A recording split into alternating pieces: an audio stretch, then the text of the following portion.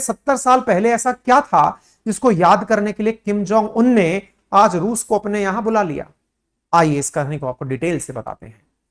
रूसी north Korea का सरकारी जो समाचार पत्र है, जिसके माध्यम से यह जानकारी बाहर आई कि सरगेई शोइगु, जो कि खुद रक्षा मंत्री हैं रूस के, उन्हें किम जोंग उन ने खुद ने मिसाइल सिस्टम सारे के सारे दिखाए और बताया कि हम लोग अपने युद्ध विराम की 70वीं वर्षगांठ मना रहे हैं।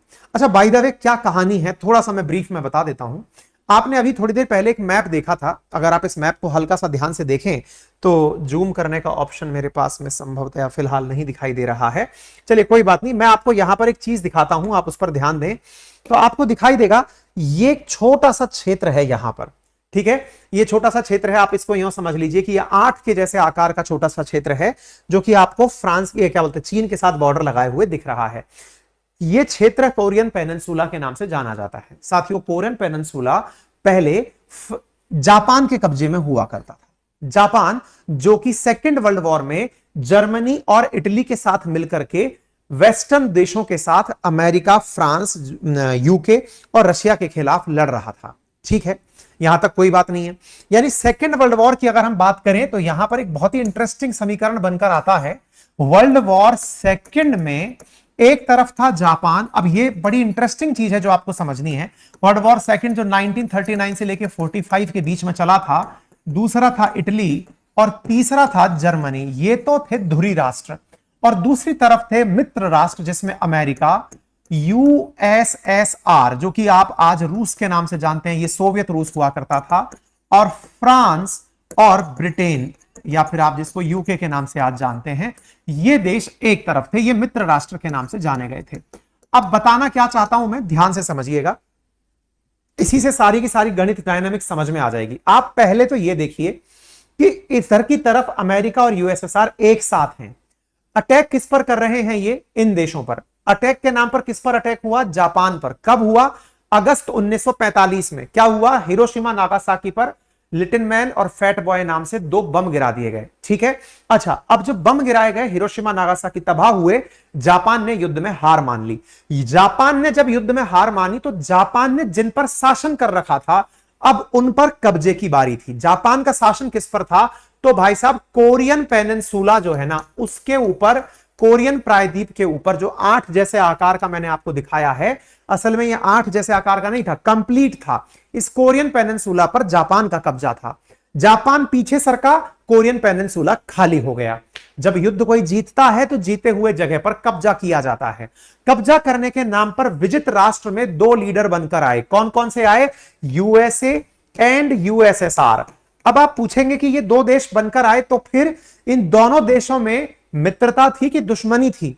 1945 में, अगस्त 1945 में जैसे ही बम गिराया, दोनों में दुश्मनी हो गई। बोले सर ये तो दोनों एक ही टीम से खेल रहे थे। बिल्कुल खेल रहे थे। मुसीबत क्या हो गई? यूएसएसआर ने कहा यूएसए से कि तुम लोगों ने इतना बड़े दिनों से ओपेनहाइमर के नेतृत्व में मिशन चला रखा है। बाय द वे, ओपेनहाइमर जिसने ये बम बनाया था, कौन सा बम बनाया था? न्यूक्लियर बम अमेरिका के लिए बनाया था, लिटिल मैन फैट बॉय के नाम से। वो ओपेनहाइमर पर फिल्म भी आ चुकी है, क्रिस्टोफर नोलन ने फिल्म बनाई है, और हमारा एक वीडियो भी संभवतः कल तक आपको उस पर मिल जाएगा, जिसमें पूरी कहानी बताई जाएगी किस प्रकार से न्यूक्लियर बॉम्ब बनाया गया था। ओपेनहाइमर के नाम से एक मैं वीडियो रिकॉर्ड कर चुका हूं, बहुत ही अच्छा सा एक प्यारा सा वीडियो आपके लिए कल तक आ जाएगा, ठीक है। एनीवे, तो इस बात को यूएसए और यूएसएसआर आपस में झगड़ लिए। किस बात पर? कि तुमने 3 साल से बम बनाया था ओपेनहाइमर के नेतृत्व में, हमें नहीं बताया। इसका मतलब तुम हमारे साथ होते हुए भी हमारे साथ नहीं थे। इसके पीछे की बड़ी वजह यह थी कि तुम विचारधारा के नाम पर हमसे नफरत करते हो, और विचारधारा के नाम पर हमसे नफरत करते हो। इसका मतलब क्या हुआ? इसका मतलब यह हुआ कि तुम पूंजीवादी हो, कैपिटलिस्ट आदमी हो, और हम साम्यवादी हैं यानी कम्युनिस्ट हैं, इसलिए तुम्हें हमसे नफरत है। और दोनों के बीच में फिर जुबानी जंग शुरू हो गई, और इस जुबानी जंग को कहा जाता है शीत युद्ध। क्या कहा जाता है? शीत युद्ध कहा जाता है, यानी कोल्ड वॉर कहा जाता है। ये जो कोल्ड वॉर शुरू हुआ ना दोस्तों, बस इसी कोल्ड वॉर के कारण से अब लड़ाइयां आगे अलग रुख लेने लगी। कोल्ड वॉर के माध्यम से अब ये जो जीता हुआ क्षेत्र था, कौन सा? कोरियन पेनिनसुला, जिसको कि अभी तक मित्र राष्ट्रों ने अपने कब्जे में ले लिया था, ऐसे जर्मनी को भी अपने कब्जे में ले लिया था, ऐसे मतलब जो जो हिस्से थे वो जापान पर भी इनडायरेक्टली अपना कब्जा कर लिया था। ऐसे ही कोरियन पेनिनसुला पर दोनों देश पहुंच गए। कौन कौन? यूएसए और यूएसएसआर बोलने लगे ये मेरा, वो बोलने लगे ये मेरा, दोनों के बीच में लड़ाइयां होने लगी। दोनों के बीच में जो मतभेद होने लगा, इसमें जो रूस की तरफ यानी उत्तर की तरफ वाला जो हिस्सा था ना कोरियन पेनिनसुला का, उसे तो रूस ने कहा, सोवियत रूस ने कहा कि ये तो मेरा, और जो दक्षिण की तरफ वाला हिस्सा था ना, इसको अमेरिका ने कहा ये मेरा। इस प्रकार से कोरियन पेनिनसुला इन दोनों के बीच में बट गया। हालांकि एक प्रकार से कब्जा नहीं किया था, यह नहीं कहा था कि अब हमारा हुआ, विचारधारा के नाम पर यह हमें मानेगा और यह हमें मानेगा, इस प्रकार की बातें चलने लगी। यह मान मनोबल के अंदर दोनों देशों के बीच में युद्ध शुरू हो गया। कौन बड़ा, यानी कोरिया के अंदर, जो कोरिया पहले एक कंप्लीट पेनिनसुला हुआ करता था, अब ऊपर की तरफ से यूएसएसआर उसमें अपनी हवा भर रहा है और नीचे की तरफ से यूएसए उसमें अपनी हवा भर रहा है। दोनों तरफ से कोरियन पेनिनसुला के लोगों को बरगलाया जा रहा है। इस वजह से दोनों देश जो पहले एक हुआ करते थे आपस में झगड़ लिए। वर्ष 1950 में जाकर के दोनों देशों के बीच में युद्ध शुरू हुआ, जो कि 1953 तक चला। आप जानकर आश्चर्य करेंगे कि यूएसए और यूएसएसआर आज तक आमने सामने लड़ाई नहीं लड़े। दोनों देश आज तक आमने सामने लड़ाई नहीं लड़े, तो एक दूसरे के कंधे पर बंदूक रखकर लड़ाई लड़ी गई हैं। और बंदूक रखकर जो लड़ाई लड़ी गई हैं, आप उसमें देख सकते हैं 3 साल तक कोरियन वार चला, जिसके अंदर 30 लाख लोगों की जान गई। कितने लाख लोगों की? 30 लाख लोगों की जान गई। ऊपर की तरफ का हिस्सा नॉर्थ कोरिया कहलाया और नीचे की तरफ का हिस्सा दक्षिण कोरिया कहलाया। और दोनों देशों के बीच में 27 जुलाई 1953 में एक संधि हुई, जिसके माध्यम से इन दोनों के बीच के बॉर्डर को 38 डिग्री पैरेलल के नाम से कहा गया। जैसे आज भारत पाकिस्तान के बीच में एक पर्टिकुलर सीमा रेखा खींची है, भारत चीन के बीच में सीमा रेखा खींची है, ऐसे ही इन दोनों के बीच में एक सीमा रेखा खींची और उस सीमा रेखा का नाम हुआ 38 पैरेलल। कब हुआ? 27 जुलाई 1953 में। उसी घटना को याद करते हुए नॉर्थ कोरिया ने अपना विजय दिवस मनाया है। कल 70वीं सालगिरह मनाई है कि नॉर्थ कोरिया जीता था। ये कह करके, जीत किसी की नहीं हुई थी, सब बराबर रहे बीच में। और तब से 70 साल से नॉर्थ कोरिया और साउथ कोरिया एक दूसरे के आज भी दुश्मन है, लेकिन दोनों की दुश्मनी में दो देश आज भी बटे हुए हैं।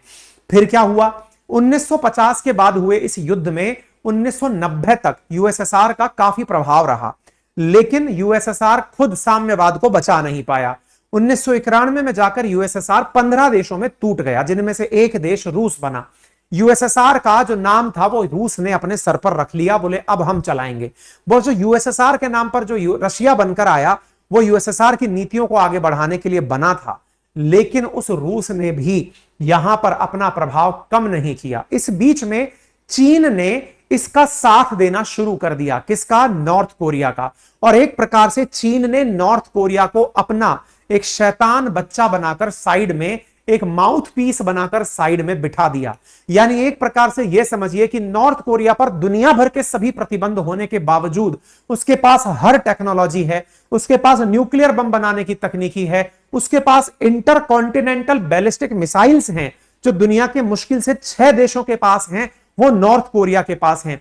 उसके पास ऐसे ऐसे मिसाइल, और कहा जाता है कि उसके पास मिसाइल सिस्टम पहुंचा कहां से था, तो उसमें बोले पाकिस्तान और नॉर्थ कोरिया का बड़ा झमेला था आपस में। इन दोनों ने एक दूसरे के साथ टेक्नोलॉजी का आदान प्रदान किया था। कहते हैं कि पाकिस्तान ने उसको न्यूक्लियर बॉम्ब की टेक्नोलॉजी दी और उसने बैलिस्टिक मिसाइल की टेक्नोलॉजी दी। यानी ये सब लोग जितने भी थे, ये आपस में एक दूसरे के साथ इस प्रकार का व्यापार कर रहे थे। अब आप सोच सकते हैं कि चीन ने नॉर्थ कोरिया को एक ऐसा जगह बना लिया, एक ऐसा पपेट स्पेस बना लिया, जिसके माध्यम से वो अमेरिका को धमकाना शुरू किया। आज भी रूस के द्वारा और चीन के द्वारा नॉर्थ कोरिया के माध्यम से साउथ कोरिया और जापान, जो कि अमेरिका की पैट्रोनेज में पनप रहे हैं, उनको धमकाया जाता रहता है। यह कहानी है, और इस कहानी को अब ज्यादा जोर मिल जाता है जब मैं आपको बताता हूं कि रूस के डिफेंस मिनिस्टर और चाइना के ऑफिशियल दोनों लोग यहां पर पहुंचे हैं। आप इस चीज को देख करके इस बात को समझ सकते हैं कि यह बात कितनी ज्यादा मायने रखती है। यह बात खुलेआम यह दर्शाती है कि रूस और चीन खुलकर नॉर्थ कोरिया के साथ खड़े हो गए, और खड़े होकर के अब वो लोग किम जोंग उन के हथियारों का निरीक्षण कर रहे हैं, और हथियारों के निरीक्षण के माध्यम से ये वो दिवस की तस्वीरें हैं, और बकायदा इन दोनों देशों के बीच में आने वाले समय को लेकर चर्चाएं हो रही हैं। ये कहा जा रहा है कि पुतिन ने किम जोंग उन के नाम एक मैसेज तक भेजा है और उस मैसेज में उनकी सहायता को अप्रिशिएट किया गया है और यह माना जा रहा है कि रूस आने वाले समय में इनके माध्यम से वेपन्स खरीदेगा। आप यहां पर ये तस्वीरें देख सकते हैं किस प्रकार से बकायदा ग्रैंड वेलकम हुआ है। ग्रैंड वेलकम में बिल्कुल सब मशीनी लगता है। यहां पर टेलीग्राम पर ये तस्वीरें प्रकाशित हुई हैं जिसमें आप देख सकते हैं यहां पर कितनी भयानक जो मिसाइल्स हैं वो सामने की तरफ दिखाई गई हैं और ये अपेक्षा की जा रही है। यहां पर ड्रोन भी दिखाए गए हैं। आप सोचिए इतने उन्नत किस्म के ड्रोन नॉर्थ कोरिया ने बना रखे हैं और अब रूस जिसके पास बड़ा चैलेंज था वेपन्स का, अब वो इन वेपन्स का सौदागर बनेगा, ऐसा कयास है। और इस कयास में हालांकि कोई बहुत बड़ी, यहां पर आप देख सकते हैं, यहां पर एक सरकारी न्यूज चैनल के द्वारा आप अंदर देखें, नॉर्थ कोरिया देखकर आप अचंभित हो रहे होंगे कि ये कैसे संभव है कि एक देश इतना शक्ति संपन्न, इतनी सारी मिसाइल्स, इतने तरह के ड्रोन, और देखने खुद चल के आए हैं रक्षा मंत्री रूस के और बोल क्या रहे हैं, वो कह रहे हैं कि हमने दुनिया की सबसे बड़ी सेना देख ली। भाई साहब तारीफ कहते हुए कहा है कि दुनिया की सबसे ताकतवर सेना नॉर्थ कोरिया है, ये कहा किम जोंग उन ने खुद इन्हें अपने द्वारा यह चीज दिखाई। आप इससे अंदाजा लगाइए, हथियारों की प्रदर्शनी के अंदर किम जोंग उन इन्हें साथ लेकर चले थे और लेकर के इनके साथ में सारी चीजें की थी। अब आप समझ सकते हैं कि दुनिया किस ओर जा रही है। आप इस भव्यता से अंदाजा लगा सकते हैं। जहां हम और आप नॉर्थ कोरिया को लेकर मस्ती मजाक के मूड में ये रहते हैं कि यहां पर इतनी भुखमरी है, यहां पर इतनी तानाशाही है, यहां पर ये सब है, वहां पर आप मिसाइलें देखकर अंदाजा लगा सकते हैं कि दुनिया के जो टॉप 5 या 6 बड़े देश हैं उनके पास जो मिसाइल टेक्नोलॉजी है, intercontinental missile technology, nuclear weapon, उनमें से एक नॉर्थ कोरिया है, जिसे लेकर रूस का यह बयान बहुत मायने रखता है कि दुनिया की सबसे ताकतवर सेना नॉर्थ कोरिया के पास है। इंटरेस्टिंग फैक्ट यह है कि यदि ये सब लोग एक साथ हो गए तो दुनिया को क्या होगा, क्योंकि बेलारूस को रूस के द्वारा न्यूक्लियर बॉम्ब हाल ही में दिया गया है और अब इनके पास न्यूक्लियर बॉम्ब ऑलरेडी है। और इससे बड़ा प्रश्न यह बनता है कि चीन नॉर्थ कोरिया में कर क्या रहा है। इसका मतलब चीन, नॉर्थ कोरिया, रशिया और बेलारूस एक ऐसी स्पेस बनकर दुनिया में आ रही है जिनके माध्यम से वेस्टर्न वर्ल्ड आतंकित है कि ये दुनिया को बहुत बड़े विध्वंस की तरफ धकेल सकते हैं। अमेरिका ने कहा कि नॉर्थ कोरिया से अब हथियार ले रहा है रूस, अपने आप में धन्यवाद के नाम पर ये यूक्रेन के बदले इनको ये सौंप रहा है। और नॉर्थ कोरिया ने साफ कहा है कि वो इस मसले पर, नॉर्थ कोरिया रशिया का समर्थन करता है यूक्रेन के मसले पर। दुनिया के सबसे ज्यादा सैंक्शन्ड देशों को देखा जाए तो वो सब एक साथ बैठे हैं। रशिया, ईरान आजकल मित्र हैं, सीरिया मित्र है, नॉर्थ कोरिया मित्र है, बेलारूस मित्र है, म्यांमार मित्र है। ये दुनिया के सबसे ज्यादा सैंक्शन लगे हुए देश हैं और ये सब आपस में एक दूसरे के देश मित्र हो रखे हैं। ये बड़ी चीज है साथियों। बाकी खैर आप इस विषय पर क्या सोचते हैं कि नॉर्थ कोरिया जैसे देश के पास इतने उन्नत किस्म के ड्रोन, जिनको देख करके आपको ऐसा लगेगा कि ये तो उड़ते फिरते यार, मतलब जो अमेरिका, इंडिया खरीदने की प्रेडिटर ड्रोन जैसी चीजों की बात करता है, नॉर्थ कोरिया तो उनकी टेस्टिंग कर रहा है और बकायदा रूस इनका बिल्कुल सौदागर बनकर खड़ा है। इस बात में कोई दो राय नहीं है कि दुनिया के समीकरण बिगड़ रहे हैं और ये युद्ध अगर शांत नहीं हुआ तो दुनिया में कुछ तो बड़ा हो सकता है। ठीक है ना। खैर बाकी आप इस विषय पर क्या सोचते हैं जरूर बताएं। तस्वीरें हमने आपको बता दी हैं। फिलहाल के लिए इतना ही। चैनल पर नए हैं तो चैनल को जरूर सब्सक्राइब करें। इतनी बड़ी संख्या में आप लोग हाजिर होते हैं, आपसे गुजारिश है कि जाते जाते वीडियो को लाइक कर दिया करें। अपना कमेंट, दुनिया के बारे में आपकी राय क्या बन रही है जरूर छोड़ें, ताकि और लोग आपके कमेंट्स को देख करके आपकी राय भी जाने, केवल एक तरफा चीजें ना पहुंचे। इसलिए हम आपसे गुजारिश करते हैं।